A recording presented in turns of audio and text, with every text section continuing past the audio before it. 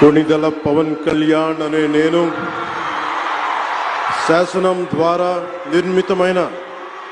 భారత రాజ్యాంగం పట్ల నిజమైన విశ్వాసం విధేయత చూపుతానని, భారతదేశ సార్వభౌమాధికారాన్ని సమగ్రతని